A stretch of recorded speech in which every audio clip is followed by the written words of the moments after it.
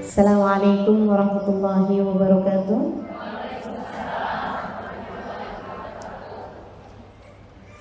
Alhamdulillah. Wassalatu wassalamu ala Rasulillah Muhammad ibn Abdullah wa ala alihi wa sahbihi wa man walah. Subhanaka la ilma lana illa ma 'allamtana innaka antal alimul hakim. Rabbi shrah li sadri wa yassir li amri wahlul 'uqdatan min lisani yafqahu qawli. Amma ba'du. Alhamdulillah.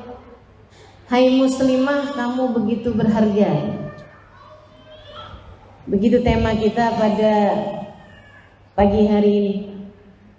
Teman-teman saudaraku sekalian yang saya muliakan, muslimah, Allah Subhanahu wa taala menjadikanmu sudah Islam dari sejak bayi. Dan itu sesuatu hal yang perlu untuk kamu syukuri. Sebab la in syakartum la azidannakum. Kalau kamu syukuri bakalan ditambahin kenikmatan tersebut.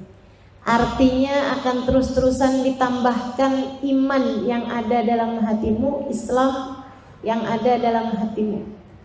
Sebagaimana doa seorang ulama, dia berdoa begini, Allahumma kama an'amta alaina bil Islam fazidna minhu, wa kama an'amta alaina bil iman fazidna minhu, wa kama an'amta alaina bil afiyah fazidna minha, wa kama an'amta alaina bil umur fabarik lana fi. Ya Allah, Engkau telah mengaruniakan kepadaku keislaman, tambahkanlah aku dengannya, imannya biar nambah. Ya Allah, Engkau telah menganugerahkan kepada kami keimanan, tambahkanlah aku dengannya. Ya Allah, Engkau telah mengaruniakan kepadaku afiat, keselamatan, tambahkanlah aku dengannya. Ya Allah, Engkau telah mengaruniakan kepadaku umur, berkahilah aku di dalamnya. Alhamdulillah, Allah jadikan kita muslimah dari sejak kita bayi. Begitu keluar di atas muka bumi ini, orang tua kita membacakan azan di telinga kita, mengenalkan kepada kita, Allahu Akbar, Allahu Akbar, kata bapak kita di telinga kita. Karena memang telinga itu adalah organ tubuh yang pertama kali dibuka, sebagaimana ianya akan menjadi organ tubuh yang paling akhir ditutup.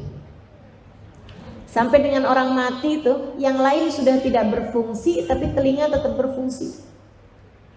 Muslimkah bahkan yang tidak muslim sekalipun tetap berfungsi. Makanya Nabi ketika selesai perang Badar, Nabi memanggil-manggil nama orang-orang kafir Quraisy yang dulu suka mengganggu dan menyakiti Nabi Muhammad. Ya Aba Jahal, ya Umayyah bin Khalaf. Sebutin nama-namanya Nabi Muhammad. Hal wajadtum ma wa'ada rabbukum haqqan faqad wajadtum ma adani rabbi wa haqqan. Apakah kalian mendapati apa yang dijanjikan Tuhan kalian benar? Karena aku telah mendapati apa yang dijanjikan Tuhanku benar. Sahabat nanya, Rasul, emangnya mereka dengar?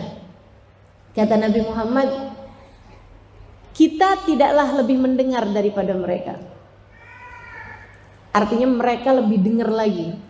Kalau saya nih nggak pakai mic, mungkin yang di belakang nggak dengar. Tapi kalau mohon maaf kita semua mati, walaupun nggak pakai mic nih, yang di belakang dengar. Baik teman-teman sekalian yang saya muliakan, kembali kepada kita nih sebagai muslimah, begitu lahir aja organ tubuh yang segera berfungsi di antara 5 panca indera itu adalah telinga gitu kan. Itu subhanallah, kita udah langsung disampaikan Allahu Akbar, Allahu Akbar, Allah Maha Besar, Allah Maha Besar.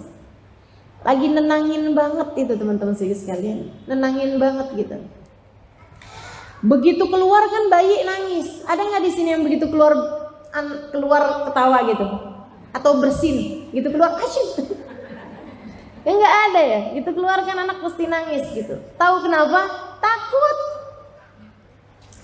Kenapa anak ketika keluar dari rahim ibunya nangis? Karena dia takut dengan sesuatu hal yang baru, dengan sesuatu yang tidak nyaman.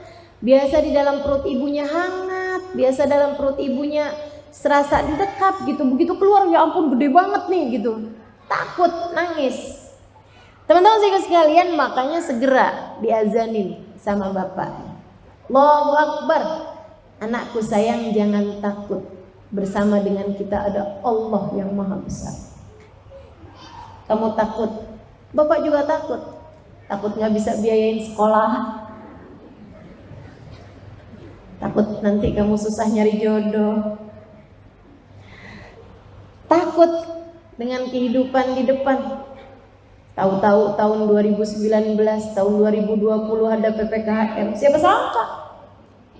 Takut. Akan tetapi Allahu Akbar, bersama dengan kita ada Allah yang maha besar. Asyhadu an la ilaha illallah. Anakku sayang, kendali hidupmu tidak berada padaku orang tuamu. Akan tetapi kendali hidupmu ada pada Allah. Ketahuilah nak, tidak ada Tuhan kecuali asyhadu anna Muhammadar Rasulullah. Ketahuilah anakku sayang, pimpinanmu dalam kehidupan, imammu dalam kehidupan, yang kamu ikuti dalam kehidupan, kiblat ruhmu dalam kehidupan di atas muka bumi ini adalah bagindamu Nabi besar Muhammad sallallahu alaihi wa ala alihi wasallam. Masya Allah, begitu agung. Jadi begitu kita keluar aja udah Allah subhanahu wa ta'ala pastikan kita muslim, kita mukmin. Alhamdulillah. Makanya kenapa kita ini nggak perlu syahadat lagi ketika balik. Ada nggak yang begitu mens gitu kan? Ayo dibaiat syahadat. Asyhadu an la ilaha illallah, asyhadu anna Muhammadar Rasulullah. Nggak pakai teman-teman. Kenapa gitu? Karena kita sudah dari lahir sudah dibaiat dengan azan yang disampaikan oleh ayah kita, orang tua kita. Alhamdulillah, nikmat besar. Allah menjadikan kita muslimah. Allah menjadikan kita beriman. Enggak laki-laki, enggak perempuan. Nikmat besar. Kepada perempuan jauh lebih besar lagi. Kenapa gitu? Karena sebelumnya kita ini berada dalam masa gelap, dianggap sebagai bangsa nomor 2. Perempuan ini dulunya dianggap bangsa nomor 2, kalau enggak malah nomor 17. Kayak enggak dianggap gitu. Bahkan dijadikan setengah barang. Manusia ini, perempuan ini dijadikan sebagai komoditas. Makanya kalau sekarang ini orang-orang berusaha menjadikan perempuan sebagai komoditas, hanya sebagai, paham maksud saya komoditas, barang jualan gitu buat kaum laki-laki. Kamu tidak sedang menuju kepada kemodernan, kamu sedang menuju kepada keterbelakangan. Kalau untuk pakai pakaian seksi dilihat sama laki-laki, kemudian mereka menjadi naik birahi, itu kemunduran, teman-teman. Kemunduran. Kalau untuk menjadi seorang perempuan yang demi untuk gaya hidup kamu jual diri, itu namanya bukan kemajuan. Meskipun andai dibayar dengan 80 juta per jam sekalipun kamu begitu murah, sebab nilaimu tak terbayar. Seharusnya. Maka saudaraku sekalian yang saya muliakan, Allah subhanahu wa ta'ala menjadikanmu mulia. Dari yang dulunya dianggap sebagai bangsa nomor sekian. Saya pernah baca syariat agama, ya, baik itu agama langit ataupun agama bumi gitu, agama buatannya orang gitu kan, agama bumi ataupun yang syariat agama langit, itu tidak ada yang lebih memuliakan kita daripada ajaran agama Islam. Dulu tuh kalau perempuan lagi mens itu nggak boleh ada serumah dengan laki-laki. Jadi kalau kamu datang mens, ditaruh kamu di rumah kecil, ruangan kecil seberang rumah. Nggak dianggap sebagai yang boleh nyatu gitu sama kaum laki-laki kalau lagi mens. Padahal kan mens bukan dari kita ya. Saudara sekalian yang saya muliakan, ada lagi tuh orang-orang zaman dulu, kaum jahiliyah, ini yang bukan syariat agama langit ya. Itu perempuan tidak boleh tertawa. Setiap kali perempuan tertawa, suaminya boleh nyabut satu giginya. Alhamdulillah kita nggak hidup di zaman itu. Kalau nggak, saya yakin ompong semua yang ada di sini. Tiap ketawa suaminya ambil catut. Sini buka mulut kamu, jeder, ya Allah, ya Allah. Nggak dianggap. Dan kita tahu di masa jahiliyah teman-teman saudara sekalian, Allah cerita dalam Al-Quran, A'udzubillahi minasyaitonirrajim, idza busyira bil untha dhalla wajhuhu muswaddan wa huwa kadhim yatawara min qaumihi min su'i ma busyira bih. Kata Allah, idza busyir bil untha, apabila diberi kabar gembira bahwasanya anaknya yang lahir perempuan. Allah ngasih bahasanya busyira, apabila diberi kabar gembira. Karena sejatinya punya anak mau laki-laki mau perempuan itu adalah sebuah kabar gembira. Anak lahir sehat, anak lahir selamat, kabar gembira buat orang tuanya. Tapi kata Allah, dhalla wajhuhu muswaddan, wajahnya langsung menghitam, wa huwa kadhim, dia dalam keadaan marah. Ya tawara, ngumpet-ngumpet dari kaumnya. Min su'i ma busyira bih, dari buruknya kabar yang mereka terima. Bahkan ada yang kalau istrinya melahirkan dibuatin lubang di bawahnya. Begitu dilihat sama dukun bayinya, lihat laki perempuan. Kalau laki-laki putusin tali pusarnya, selamatin.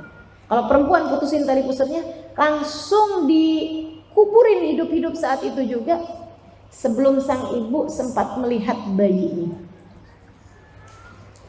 Ada juga yang dikuburinnya tar kalau udah mulai umur 3 tahun, 2 tahun gitu. Kayak gitu tuh keadaan bangsa ketika Islam datang.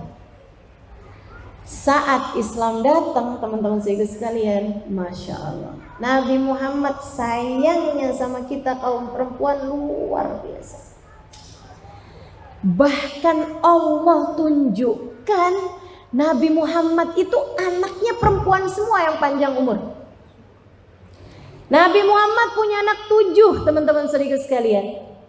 3 diantaranya laki-laki, tidak ada yang mencapai usia 2 tahun. Ada yang berapa hari meninggal, ada yang udah sempet jalan kemudian meninggal gitu. Yang At-Tayyib At-Tahir, Abdullah namanya, yang terakhir sudah kenabian lahirnya, itu malah justru masih sedang disusui ketika dia meninggal dunia. Teman-teman sekalian, jadi anak Nabi yang laki-laki meninggal di usia masih kecil-kecil. Anak Nabi yang perempuan usianya cukup sampai dengan ketika Nabi Muhammad dapat wahyu itu masih ada semua putri-putrinya. Keempat-empatnya menjadi perempuan-perempuan salehah pengikut ajaran baginda kita Nabi besar Muhammad sallallahu alaihi wasallam. Nabi Muhammad sangat menyayangi mereka semua, sangat menyayangi mereka semua. Terutamanya yang kecil, Sayyidah Fatimah Zahra, karena di saat Nabi Muhammad dapat wahyu, kemudian segala macam godaan, segala macam gangguan dari kaum kafir Quraisy diterima oleh Nabi Muhammad alaihissalam. Saat itu anak-anak Nabi Muhammad yang lain, yang perempuan-perempuan sudah pada nikah. Mereka kan nikahnya kecil-kecil, gitu ya. Pada masa tersebut mereka kulturnya memang menikah masih pada muda-muda gitu. Nah yang sisa hanya Sayyidah Fatimah Zahra yang ada di rumah, sehingga dialah yang menjadi penghibur, dialah yang menjadi jantung hati, belahan jiwa Nabi besar Muhammad sallallahu alaihi wasallam. Nabi menyayanginya, mencintainya, menunjukkan rasa cintanya tersebut kepada semua orang. Sehingga orang ketika melihat cara Nabi Muhammad menyayangi putrinya, taulah mereka bahwasanya seharusnya seperti itulah seorang laki-laki memperlakukan anak-anaknya, anak-anak perempuannya. Teman-teman saudariku sekalian yang saya muliakan, Nabi Muhammad itu tiap kali ketemu sama Sayyidah Fatimah, teman-teman saudariku sekalian yang saya muliakan, jadi kepada Sayyidah Fatimah, Nabi itu tiap kali ketemu dipeluk. Sayyidah Fatimah itu dipeluk dan dicium di antara dua keningnya. Dari Sayyidah Fatimah kecil sampai Sayyidah Fatimah nikah, punya anak dan seterusnya. Itu teman-teman sekalian, saya nggak bisa bayangin di zaman itu ya. Di zaman sekarang aja itu tuh romantis banget loh. Siapa di antara kita yang ketika berjumpa dengan ayah kita memperlakukan kita seperti itu sampai dengan kita dewasa sekalipun? Siapa? Saya rasa jarang sekali ya. Tiap kali ketemu ayahnya pelukin, kemudian dicium di antara keningnya. Nabi Muhammad berbuat itu di zaman di mana anak-anak perempuan dibunuh hidup-hidup. Di zaman di mana perempuan nggak boleh ketawa. Nabi pelukin anaknya, Nabi ciumin keningnya, Masya Allah. Bahkan Nabi punya kode-kode sama Sayyidah Fatimah itu. Sayyidah Fatimah baru ngetuk pintu berapa kali aja Nabi udah langsung tahu kalau itu adalah ketukan putrinya Fatimah. Demikian pula dengan Nabi Muhammad kepada Sayyidah Fatimah. Asal Nabi Muhammad datang baru ketuk berapa kali aja udah langsung tahu bahwasanya itu adalah Nabi Muhammad SAW. Sayyidah Fatimah akan berkata bahwa dialah sendiri yang akan membukakan pintunya. Kalau ada anaknya atau suaminya Ali gitu ya, mau bukain pintu, jangan. Itu adalah ayahku Nabi Muhammad SAW. Biarkan aku sendiri yang membukakan pintunya. Masya Allah. Dari perlakuan, bahkan juga dari ucapan. Nabi itu ucapannya kepada Sayyidah Fatimah romantis banget teman-teman. Salah satu ucapan yang paling romantis, Fatimah bid'atun minni. Kata Nabi Muhammad, Fatimah bagian dariku. Semacam separuh aku Fatimah. Siapa di antara kita yang ayahnya pernah ngomong begitu kepadanya? Atau bahkan gini deh, siapa di antaramu yang sudah bersuami yang suaminya berkata seperti itu kepada putri-putrinya?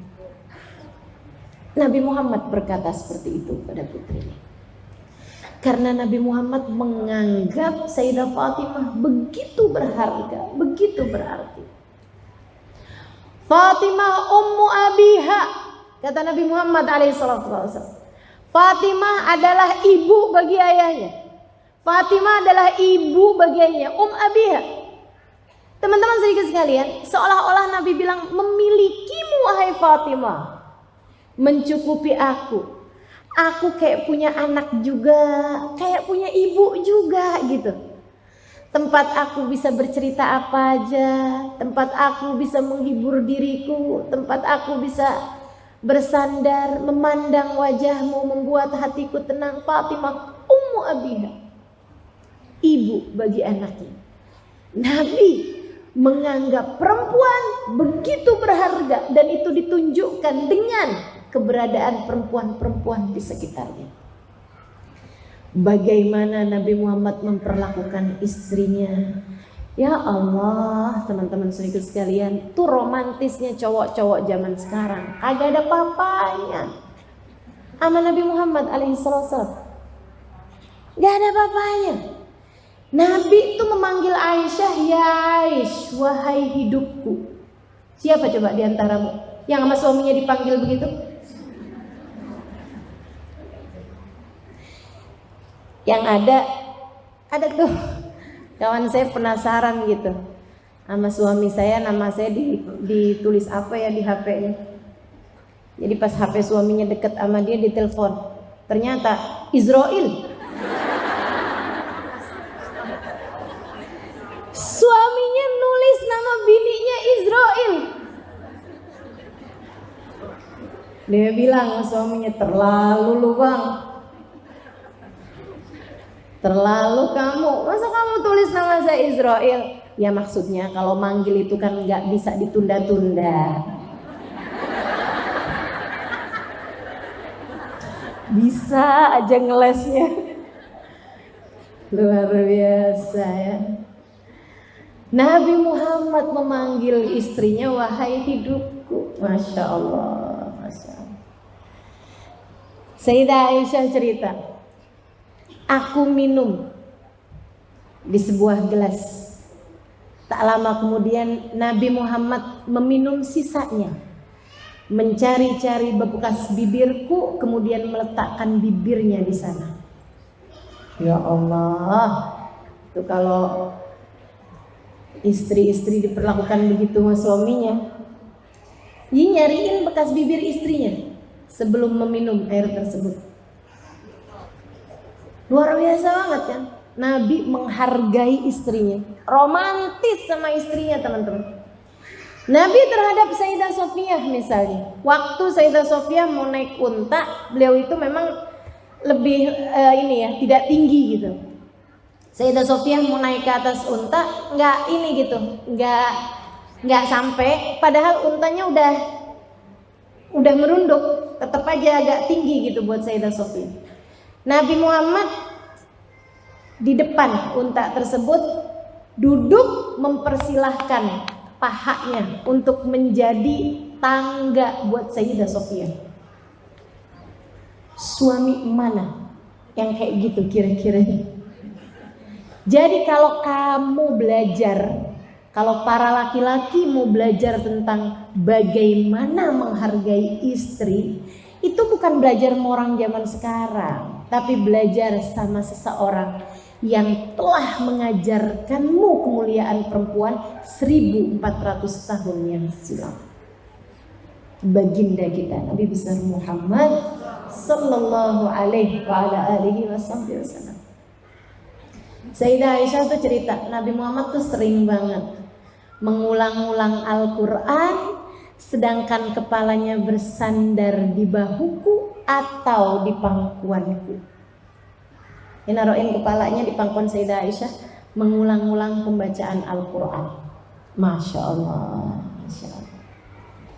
Begitu menghargai perempuan. Jadi gak ada ceritanya dalam Islam tuh perempuan dianggap sebagai bangsa nomor sekian. Kalau orang menganggap dalam Islam nih perempuan ada diskriminasi gitu, terdapat diskriminasi kayak semacam penurunan hak bagi perempuan. Kita bicara tentang emansipasi wanita, persamaan hak dan derajat kaum wanita dengan kaum laki-laki, dan itu tidak ada dalam Islam. Kamu belajarnya kurang lama, kamu ngajinya kurang panjang. Jangan-jangan selama ini kamu baru cuman pesantren kilat doang, atau bahkan ngaji dari Mbah Google. Belajar Qur'annya dari terjemahan Qur'an, ya nggak kena teman-teman, nggak kena, nggak bisa begitu.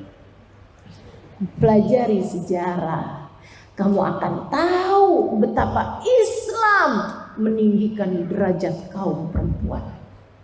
Kita kaum perempuan di mata Islam, dalam pandangan Allah, dalam pandangan Rasulullah, kita begitu berharga. Nabi Muhammad menyebut kita sebagai tiang. Kata Nabi Muhammad alaihissalam, al-mar'atu imadul bilad. Perempuan adalah tiangnya negara. Idza saluhat saluhatil bilad, wa idza fasadat fasadatil bilad. Perempuan itu tiangnya negara, kata Nabi. Perempuannya baik-baik negaranya, perempuannya rusak negaranya. Nabi menyebut kita sebagai tiang. Jadi kalau ada orang ngatain kita sebagai keset, jangan percaya. Kalau ada orang anggap kita sebagai keset, jangan percaya. Nabi menyebut kita sebagai tiang. Kenapa tiang? Sebab seluruh yang ada dalam bangunan kepadanya bertumpu. Perempuan tuh, semua urusan dalam rumah tangga tumpuannya sama perempuan. Kan begitu? Makanya teman-teman saudara sekalian, kalau perempuannya kuat-kuat, yang di rumah tuh kuat-kuat semuanya. Kalau perempuannya rapuh, di rumah itu juga semuanya rapuh. Coba lihat aja, kalau udah ngeliatin orang gitu, suami bahagia, anak bahagia, itu pasti karena ada perempuan, ibu di dalam rumah tersebut yang bahagia. Tapi begitu semuanya kayak yang loyo banget, kayak hidup segan mati tak mau gitu. Kayak yang aku adalah orang paling menderita di dunia. Kenapa nih COVID gak kelar-kelar? Kenapa kita gak bisa kayak orang piknik gitu? Dari dulu, sejak gak ada karantina, kita juga emang gak pernah keluar negeri, katanya gitu. Ya kan mestinya disyukurin ya. Gak ada urusan sama karantina beberapa hari juga. Emang dari dulu juga gak pernah pakai paspor. Teman-teman seiku sekalian yang saya muliakan, tuh kalau udah yang sedih-sedih semua dalam rumah, tuh pasti ada cewek yang tukang sedih dalam rumah tersebut. Ibunya tuh tukang sedihan. Makanya keluarga begitu semua modelannya. Karena kamu tiangnya, teman-teman. Ini saya punya cerita.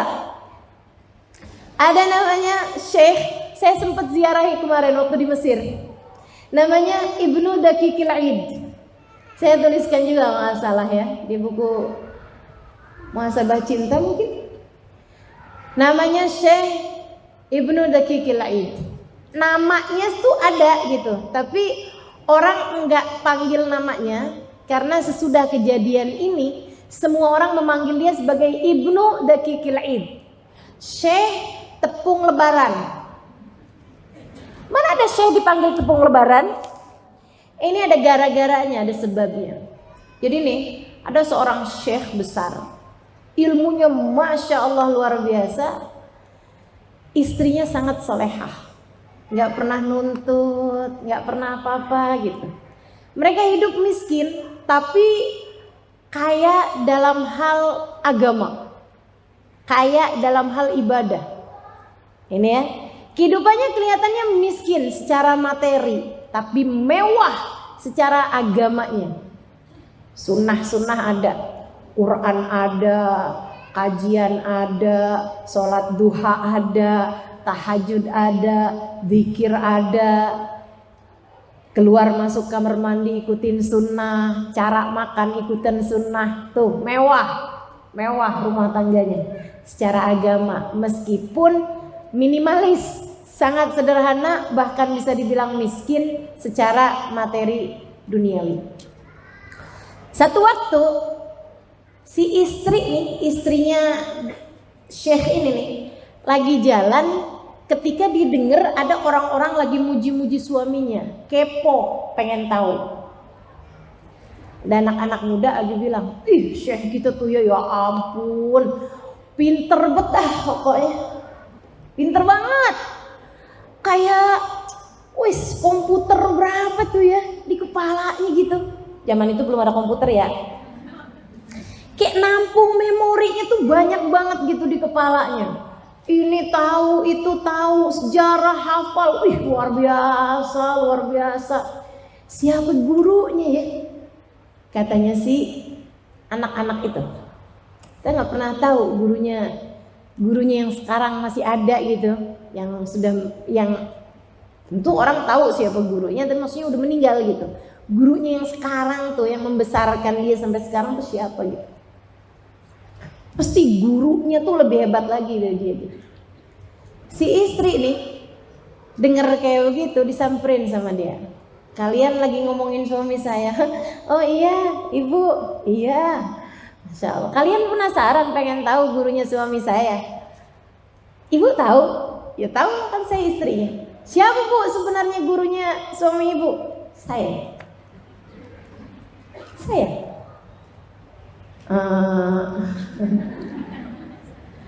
Kalau kalian nggak percaya, ntar tungguin ya. Kalau hari raya sholat id, saya nggak mau ngajarin khutbahnya. Iya deh, kita mau liatin. Udah pamitan pulang. Sepanjang Ramadan tuh suaminya ngajar juga, ngimamin sholat id, sholat taraweh, sholat apa segala macam gitu. Tapi orang-orang baru nungguin nih kalau ini khutbah, gurunya nggak mau ngajarin dia, istrinya nggak mau ngajarin dia gimana keluarnya gitu. Masuk Lebaran, masuk puasa, istrinya yang biasanya nggak pernah minta apa-apa sama suaminya, mulai bilang, bang, disebutin anaknya gitu ya, kemarin tuh pulang dari rumah temennya, dia cerita katanya habis makan kue enak dah bang, saya udah belajar cara bikinnya, ntar kalau mau lebaran kasih saya tepung ya bang, saya mau bikin kue lebaran. Oh iya, subhanallah, emang kebetulan ya, itu di masa-masa lebaran, di masa-masa puasa nggak dapat rezeki lebih buat beli tepung lebaran. Memang semiskin itu mereka. Jadi nggak keburu-keburu buat beli tepung lebaran, cuman keburunya buat buka sahur gitu aja. Tambah deket-deket lebaran nih, istri yang nggak pernahnya malah mulai ngerongrong, bang, tepung lebarannya udah ada bang, saya udah belajar, udah bisa bikin kuenya, udah nanya ke tangga sebelah, tepung lebaran ya bang. Iya, sedih hati suami karena istrinya ini sangat soleha. Beda sama istri emang tukang minta, beda. Kamu nggak bisa praktekkan ini kepada suamimu jika selama ini kamu selalu menjadi tukang rongrong buat dia. Gak pernah minta-minta istrinya selama ini. Jadi kan begitu dia minta, kan jadi bahan pikiran buat suaminya gitu. Ya Allah, gak pernahnya minta. Begitu minta saya gak bisa ngasih, sedih gitu suaminya. Ntar dah tungguin. Mudah-mudahan akhir Ramadan nih ada yang bisa kita dapat rezeki. Gitu. Sampai malam lebaran teman-teman, itu benar-benar gak ada gitu. Dan subhanallah si istri yang emang udah sengaja diskenario sama dia, setiap kali suaminya mau buka kitab, bang tepung lebaran gimana bang, tiap kali mau mikirin nih khutbah id, saya mau bahas apaan ya bang, tepung lebarannya dulu dong bang. Gimana tuh kabar tepung lebaran saya? Kesian loh, anak itu udah saya janjiin, saya mau bikinin kuenya, udah saya juga udah belajar, caranya udah tahu saya. Tepungnya dong bang. Teman-teman saudara sekalian, sampai malam lebaran gak dibiarin suaminya punya pikiran untuk bisa belajar apa-apa kecuali dirongrongin urusan tepung lebaran. Sampai istrinya tuh bilang gitu malam hari itu, bang kali-kali ntar kalau abisnya selesai khutbah id, kalau ada yang ngasih ntar beliin saya tepung lebaran ya bang. Saya udah bilang sama yang punya tokonya tuh, biar besok juga biar kata lebaran dia mau ngejual buat saya bang. Iya, jadi nih orang mau khutbah pikirannya tepung lebaran. Datanglah ke khutbah id, sholat lebaran kan. Saat sholat lebaran tuh biasa-biasa aja, semuanya rapi sholatnya. Habis selesai sholat kan khutbah tuh, murid-muridnya udah ini nih, udah mikirin gitu, ini bener nggak ya katanya istrinya. Dan itu udah tersebar di antara murid-murid nih, bukan cuma dia doang yang tahu nih, tapi semua yang hadir nih lagi nunggu-nungguin. Nih katanya nggak diajarin sama bininya. Nih keluarnya gimana nih kalau nggak diajarin sama bininya? Beneran loh. Di saat beliau mau menyebutkan hadis, mau menyebutkan ayat, tuh urusan tepung lebaran kegambar di pikirannya. Akhirnya bukan dia ngomongin sesuatu, malah ngomongin tepung lebaran. Tepung lebaran itu bener-bener keliru ngomongnya, dan banyak diantaranya yang nyebut dakikil id. Katanya orang-orang beneran kalau nggak diajarin sama bininya dia nggak bisa apa-apa ternyata. Masya Allah. Ini cerita ngasih tahu betul pengaruhnya seorang perempuan yang soleha, terhadap diri suami dan anak-anaknya. Makanya teman-teman saya sekalian, kalau presiden itu disebut 01, istrinya presiden tuh 00. Kan begitu? Maka demikian pula dengan dirimu. Sebagai perempuan kamu sangat berharga dan sangat berpengaruh. Nabi Muhammad menyebutmu sebagai tiang. Sebagai tiang. Jadi kalau kamu ngelihat suamimu ambruk, anak-anakmu ambruk, kamu harus tahu bahwa sebenarnya yang harus dikuatkan, yang harus dikokohkan terlebih dahulu adalah dirimu. Jadilah kuat untuk bisa menguatkan, sebab kamu adalah tiangnya. Coba ibu-ibu nih yang udah pada punya suami, saya rasa kamu ngerti deh apa yang saya maksudkan. Begitu perasaanmu menyenangkan, kamu bahagia, kamu akan lihat suami kamu juga begitu, anak-anak juga begitu, pada ceria, semuanya pada senang, semua. Tapi begitu kamu sumpah, coba diingat-ingat, begitu kamu sumpah, begitu kamu sedih-sedihan mulu, begitu kamu uring-uringan, ya Allah, kamu PMS serumah ikutan PMS. Betul begitu? Betul begitu? Nggak salah, Nabi itu menyebut kita sebagai tiang. Karena urusan rumah tangga semuanya bertumpu kepadamu, teman-teman. Kamu begitu berharga, kamu bukan keset. Kamu tiang dalam rumah tangga. Kalau ada yang mengatakan hal yang tidak sama dengan apa yang disampaikan Nabi, jangan pernah percaya. Kamu adalah tiangnya. Begitu kata Nabi kita Muhammad sallallahu alaihi wasallam. Makanya sama Allah perempuan ini didesain untuk bisa mengerjakan beberapa hal sekaligus. Otak perempuan nih bisa mengerjakan berbagai macam hal secara sekaligus, teman-teman saya sekalian. Nggak lihat tuh betapa multitaskingnya perempuan-perempuan itu. Jam-jam segini nih kalau ada di rumahnya sambil buka radio, buka TV juga. Sambil masak, baju sebagian udah masuk ke mesin cuci, gendong anak. Itu ya ampun, berapa kerjaan tuh yang dia lagi kerjain. Segitunya yang ada di TV nyambung loh. Ngerti dia, lagi ada gibah apa yang ada di TV. Dia paham, abis itu ada telepon bunyi, dia bisa ngangkat. Abis itu ngomongin yang ada di TV, gosip sama temennya. Berapa pekerjaan sekaligus yang dia sedang kerjakan.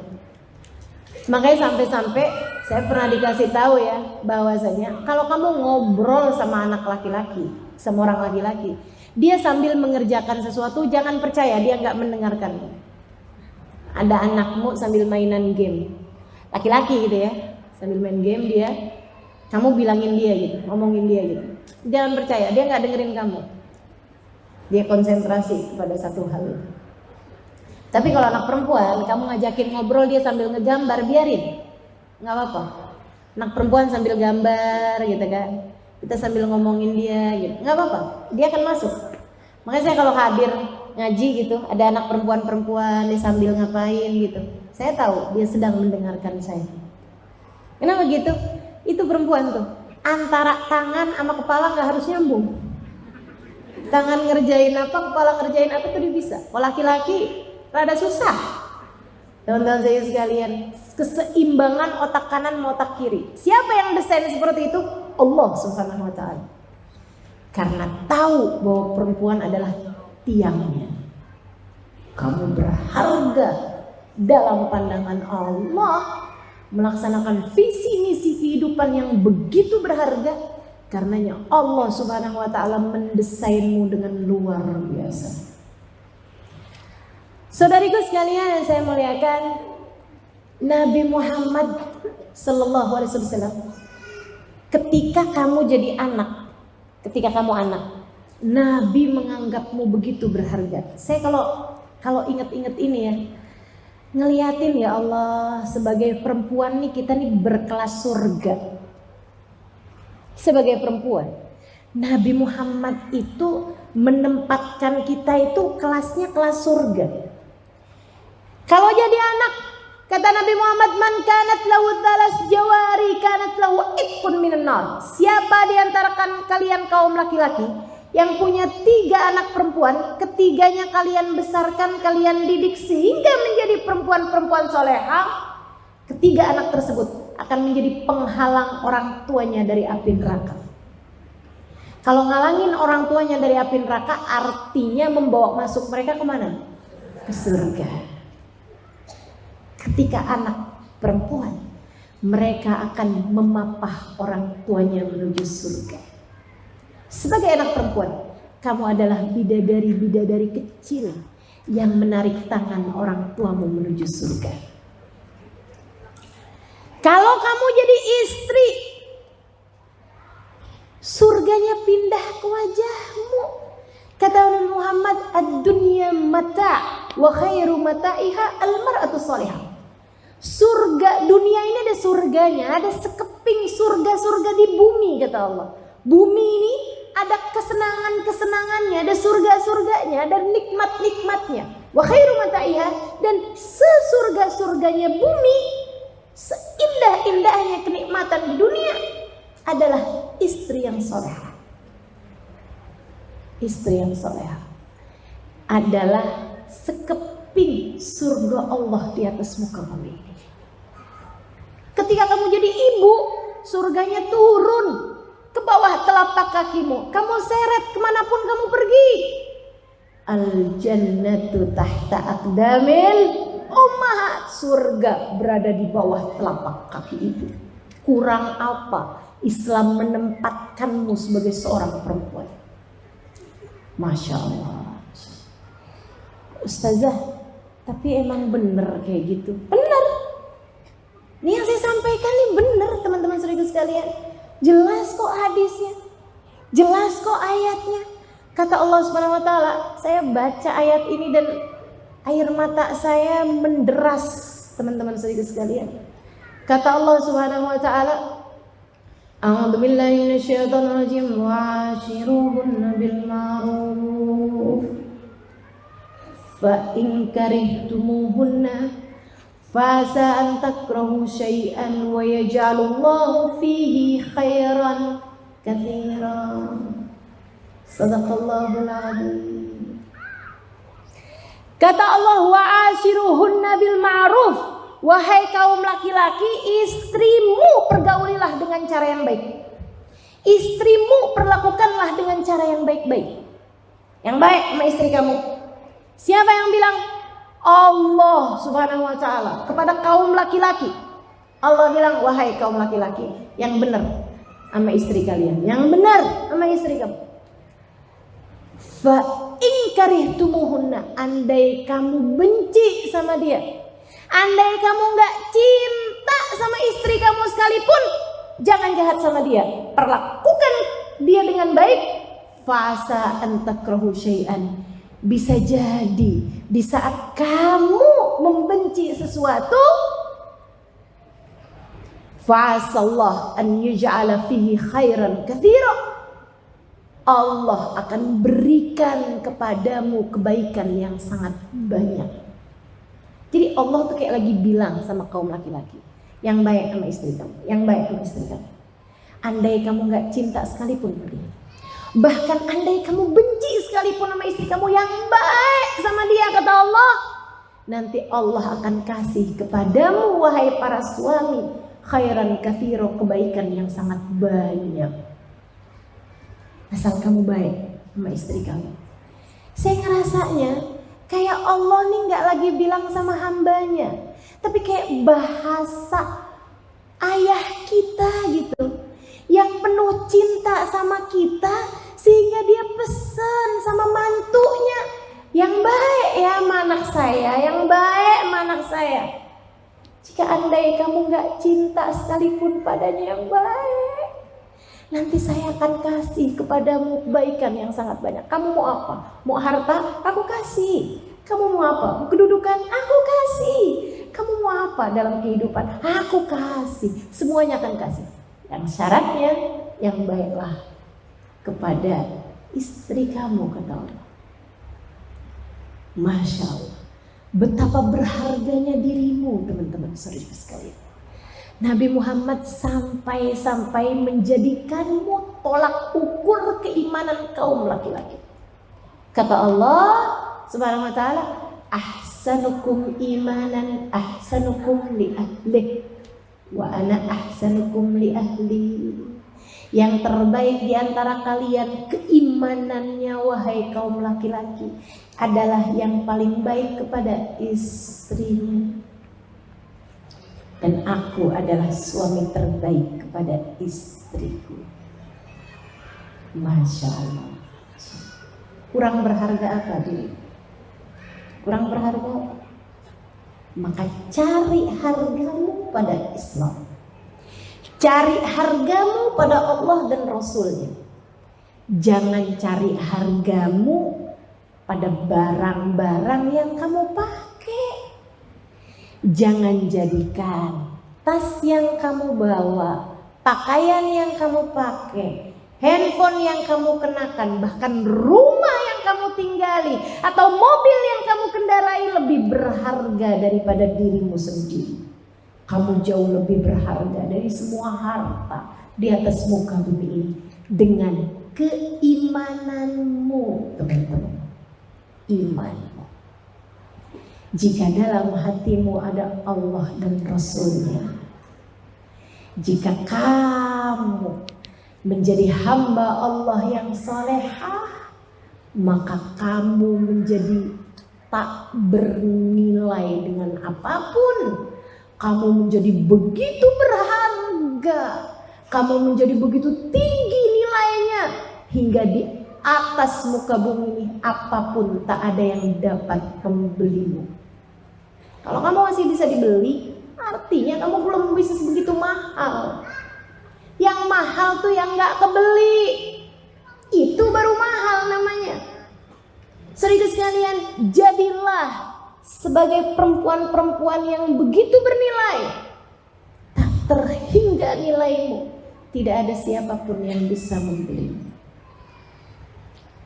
Jika kamu seperti itu, maka kelasmu bukan kelas ekonomi atau bisnis. Kelasmu adalah kelas surga. Seperti yang dijanjikan Nabi besar Muhammad sallallahu alaihi wasallam. Baiklah Ustazah, saya udah ngerti kalau saya begitu berharga. Saya paham sekarang bahwa saya begitu berharga. Gimana caranya agar saya tidak melepaskan keberhargaan saya ini? Di mana letaknya? Di mana saya bisa menuju kepada harga diri saya? Saudariku sekalian, saya muliakan, seperti yang tadi saya sampaikan, hargamu ada pada Allah dan Rasulnya. Hargamu ada pada taat kepada Allah dan Rasulnya. Hargamu ada pada kedekatan kepada Allah Subhanahu wa ta'ala dan Rasulnya. Hargamu ada pada nilaimu ketika kamu menjadikan prioritas dalam kehidupanmu adalah Allah dan Rasulnya. Lillah wali Rasul. Hanya karena Allah dan hanya karena Rasulullah sallallahu alaihi wasallam. Maka kamu mencintai orang tuamu karena Allah dan Rasulnya. Kamu menyayangi suamimu bukan karena isi dompetnya, bukan karena indah senyumnya, bukan karena damai tatapnya. Karena itu semuanya tuh ada waktunya. Yang bisa bilang, aduh suami saya tuh senyumnya manis banget, palingan pengantin baru. Yang bilang, ya Allah saya tuh kelepek-kelepek dah kalau diliatin sama suami saya, meleleh rasanya jiwa saya. Itu palingan hitungan kawinnya tanyain dah, kamu udah kawin berapa lama? 3 bulan. Iyalah. Tanyain sama yang udah kawin 20 tahun. Dia bilang sama saya ngerti Ustazah kenapa suami pengen poligami. Kenapa gitu? Saya bilang, saya aja ngeliatin dia mulu padahal kagak boleh poliandri, saya bosen. Apalagi dia ustazah. Saya ngerti ustazah, walaupun belum tentu saya sabar, tapi saya ngerti gitu katanya. Begitu Bu? Enggak juga ya, oke lah, skip. Teman-teman saudariku sekalian yang saya muliakan, jadi cintai suamimu bukan karena isi dompetnya seperti yang tadi saya bilang. Maka kalau ada istri di sini yang bilang, saya kayaknya nggak tahan deh sama kamu. Kalau kamu nggak bisa bawa saya piknik dalam waktu 3 bulan ke depan, kalau kamu nggak bisa bikin saya terbang naik pesawat gitu dalam 3 bulan ke depan, saya nyerah dari kamu. Misalnya gitu ya.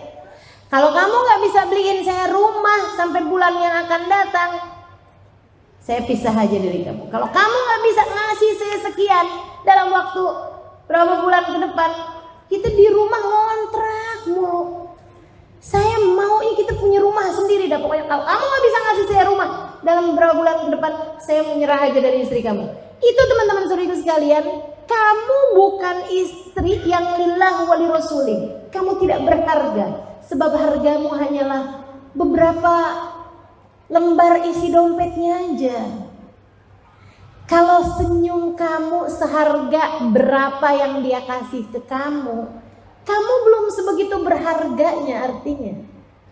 Tapi kalau kamu bisa senyum tanpa lihat tanggal, baru tuh dia tuh.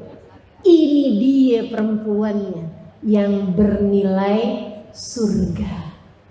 Ini dia perempuannya yang berkelas surga. Teman-teman saya sekalian, perempuan berkelas surga yang apabila dia merasa suaminya menyakiti dia, atau ada anggota keluarganya yang begitu menyedihkan hatinya, dia nggak curhat sana, curhat sini, cerita sana, cerita sini, bahkan di media sosial. Sebel gue melaki gue,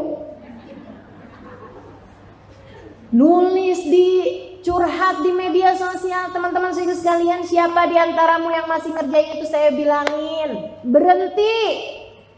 Yang suka nulis status di media sosial, sedih saya atau seneng banget saya karena suami saya begini begitu, begini begitu, transferan suaminya difoto sama dia, ditaruh gitu di media sosial. Teman-teman saudara sekalian, berhenti. Kenapa gitu? Jika kamu bahagia, kamu hanya mengundang pandangan mata iri dari orang-orang di sekitarmu. Kamu bisa kena mata. Tuh, kena mata. Kena pandangan mata iri gitu dari orang di sekelilingmu yang malah nantinya takut dicabut kembali kenikmatan tersebut.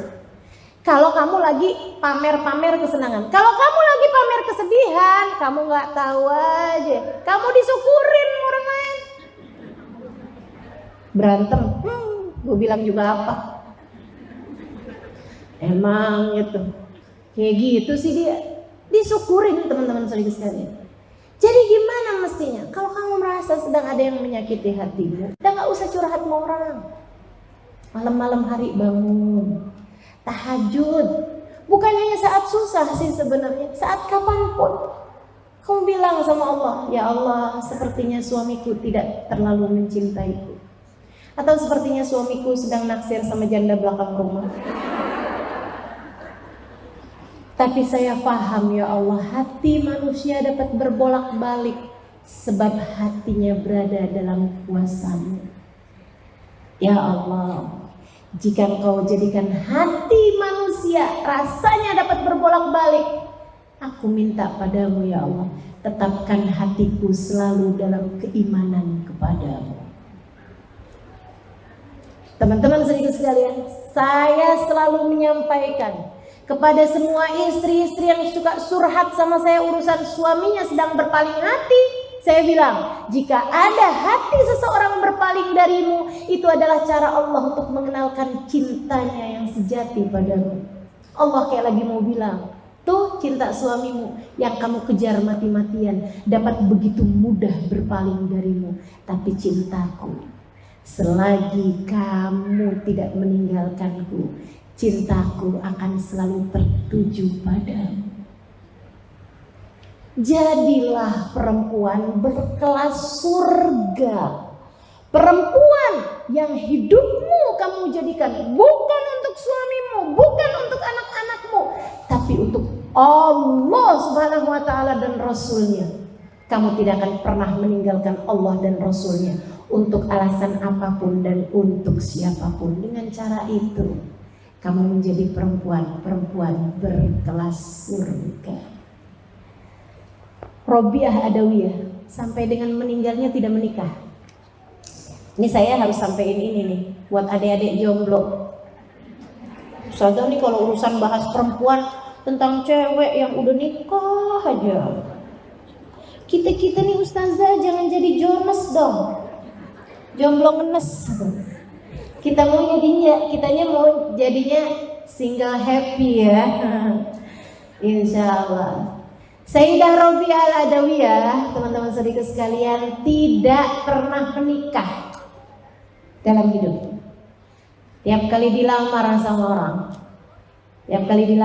orang, katanya Robiah Al-Adawiyah, adakah kalian mampu menjamin surgaku di akhirat nanti? Kalau kamu dapat melakukannya, itu adalah maharmu untukku. Tapi kalau kamu tidak dapat melakukannya, maka aku menolak lamaranmu. Dia bilang maharmu untukku ridho Allah SWT. Kalau kamu bisa pastikan bahwa Allah meridhoi saya, Allah mencintai saya tidak akan minta mas kawin apa-apa dari kamu. Pernah lagi kabarnya Robiah Adawiyah ditanyain tentang urusan nikah. Kata Robiah Adawiyah, ya Allah, ya Allah, diri saya sendiri aja pingin saya cerai katanya. Nafsu saya pengen saya cerai. Saya nggak usah kayak gitu.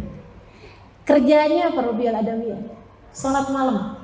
Berapa rakaat tiap malam? 1000 rakaat teman-teman. 1000 rakaat. Kalau siang hari ngapain? Di belakang rumahnya ngapain? Bangun kuburan. Saya udah pernah sampai ke sana. Dulunya tempat yang dibuat sebagai galian sama Robiah Adawiyah. Robiah menghatamkan Al-Quran di sana. Berapa kali? 1000 kali hataman yang sudah beliau hatamkan di dalam tempat yang kelak akan menjadi kuburnya. Masya Allah. Sayyidah Robiah Adawiyah, cintanya kepada Allah menjadikannya berkata, "Idza sahal wuddu ya habibal qalbi, fa kullu ma fawqa turabi turabu." Jika benar cintaku padamu, wahai kekasih hati, maka semua yang ada di atas bumi ini adalah bagian dari dalam bumi juga. Tidak ada bedanya antara mereka hidup atau mati. Semuanya adalah debu di hadapanku, ya Allah. Masya Allah. Ucapan Robiah yang terkenal, jika aku beribadah hanya karena surga, ya Allah, jangan halangkan aku, jangan masukkan aku di dalamnya. Jika engkau tahu aku beribadah hanya karena takut neraka, masukkan aku di dalamnya. Akan tapi engkau tahu ya Allah, aku beribadah hanya karena cinta padamu, maka jangan halangkan aku dari perjumpaan denganmu ya Allah. Robiah. Maka teman-teman sekalian, yuk jadi hamba yang dekat dengan Allah SWT. Disitulah nilaimu. Benahi sholatmu, benahi zikirmu, milikilah zikir. Tiap habis sholat jangan ditinggal. Subhanallah 33 kali, Alhamdulillah 33 kali, Allahu Akbar 33 kali. Jangan ditinggal, sebisa mungkin gitu. Saudara sekalian, jagain tahajudmu, usahakan walaupun gak kayak orang-orang yang berjam-jam, setidaknya 15 menit sebelum azan subuh sholat barang 2 rakaat, 4 rakaat, tengadahkan tanganmu ya Allah. Sesiapapun bisa meninggalkanku di atas muka bumi ini, akan tetapi engkau ya Allah, aku harap tidak akan pernah meninggalkanku. Gitu ya. Yuk bismillah, kita benahi kehidupan kita, bersandar hanya kepada Allah SWT. tidak mengandalkan apapun dan siapapun, sebab semua lemah. Jangan andalkan harta, jangan andalkan ilmu, jangan andalkan suamimu, jangan andalkan anak-anakmu, jangan andalkan kecantikanmu. Semuanya lemah, semuanya sirna. Andalkan saja Allah Subhanahu wa taala dalam kehidupanmu. Jadilah wanita-wanita berkelas surga, sebab wahai muslimah, engkau begitu berharga. Semoga Allah SWT menghidupkan kita dengan bahagia, sebab ada Allah dan Rasulnya di dalam hati kita. Kita cintai sepenuh jiwa raga kita. Dan semoga apabila datang ajal menjemput kita, dimatikan kita dalam husnul khotimah. Dan kelak di hari akhirat nanti Allah SWT perjumpakan kita dengan manusia paling mulia, baginda kita Nabi besar Muhammad sallallahu alaihi wa ala alihi wasallam. Teman-teman saudariku sekalian, kita angkat tangan kita. Dan sebagai seorang muslimah, jika kamu sungguh-sungguh soleha, maka tanganmu, linangan air matamu, begitu berharga di mata Allah Subhanahu wa taala. Allah tak akan menolak doamu jika kamu selama ini menjadikan Allah dan Rasulnya sebagai prioritas dalam kehidupan. Jika kamu selama ini tidak pernah meninggalkan Allah, maka Allah tak akan meninggalkanmu di saat kamu mengangkat tanganmu. Minta kepada Allah Subhanahu wa taala, ya Allah, ya Allah, ya. Pandanglah kami dengan pandangan kasih sayang-Mu ya Allah. Lihatlah semua perempuan-perempuan yang ada di tempat ini ya Allah. Nabi kami Muhammad menyebut kami sebagai tiang dalam rumah tangga kami. Nabi Muhammad bahkan menyebutkan yang jadi ibu di antara kami sebagai pembawa surga di bawah telapak kaki. Nabi Muhammad begitu mendekatkan kami kepada surga, kepada kebahagiaan hidup kami.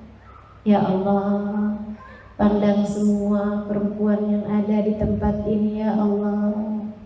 Taruhkanlah kekuatan dalam hatinya, taruhkan keimanan dalam hatinya, taruhkan Islam yang besar dalam hatinya, iman yang kokoh dalam hatinya. Ya Allah, pandang semuanya ya Allah, angkat kesedihannya ya Allah.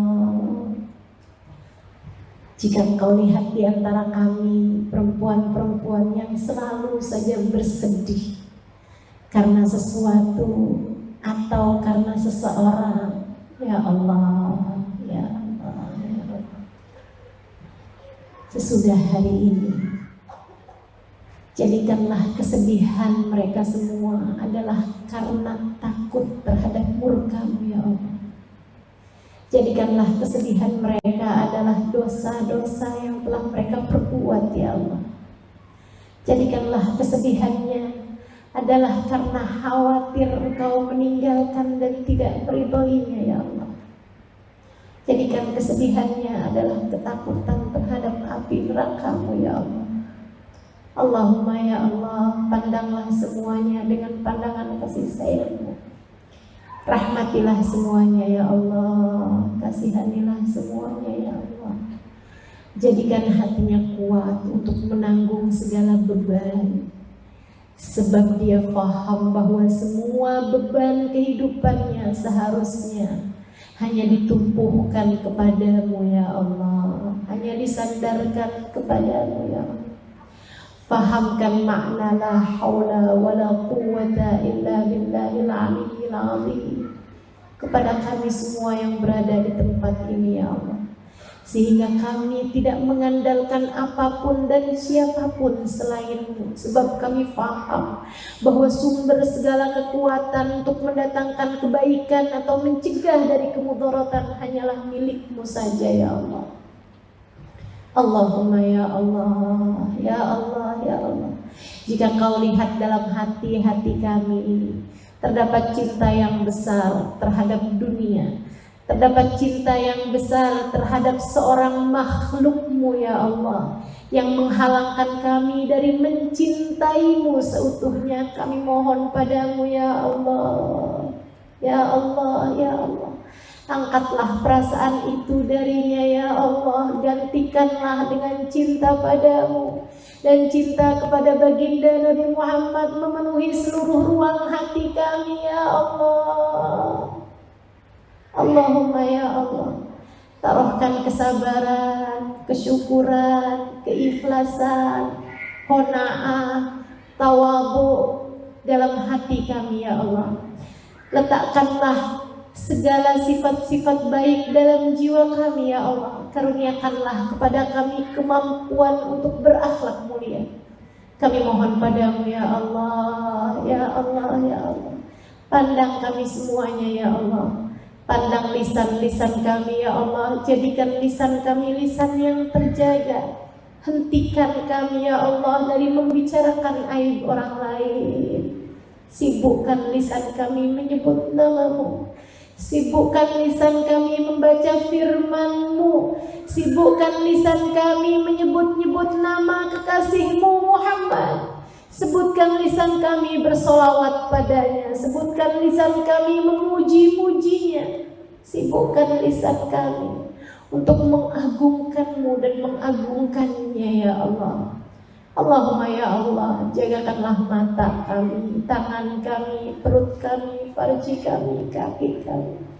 Jagakan anggota tubuh kami ya Allah, sehingga kami menjalaninya seperti yang Engkau mau, bukan seperti yang kami mau ya Allah. Bimbing pikiran kami ya Allah, sehingga kami dapat menjadi perempuan yang salehah. Bimbing hati kami ya Allah, sehingga kami dapat merasa dengan benar, tahu, paham kapan harus bahagia dan kapan harus sedih. Kami mengerti, kami paham ya Allah apa yang harus kami syukuri dan apa yang harus kami sesali. Allahumma ya Allah, ya Allah, ya Allah. Kami paham mana yang musibah, mana yang berkah. Allahumma ya Rabbi ya Allah, bimbing kami di kehidupan kami, sebab kami tidak cukup pandai, sebab kami tidak cukup mengerti menjadi hamba-Mu yang Kau mau. Dekatkan kami dengan orang-orang salehah. Hadirkan kami di majelis-majelis ilmu yang mendekatkan kami padamu dan kepadanya. Allahumma ya Allah, apabila datang ajal menjemput kami, matikan kami dalam husnul khotimah. Sambut kami dengan rahmat-Mu ya Allah. Jangan ada di antara kami yang Kau sambut dengan kemurkaan-Mu ya Allah. Allahumma rabbana atina fid dunya hasanah fil akhirati hasanah wa qina adzabannar. Berkahilah seluruh keluarga kami. Berkahilah seluruh keluarga kami. Berkahilah seluruh keluarga kami. Jadikanlah anak-anak kami, orang-orang yang kami sayangi adalah orang-orang yang selalu taat kepadamu ya Allah. Wa sallallahu ala sayyidina Muhammadin wa ala alihi wa sahbihi wa sallam. Walhamdulillahi rabbil alamin. Wa ila hadratin nabi al-Fatihah.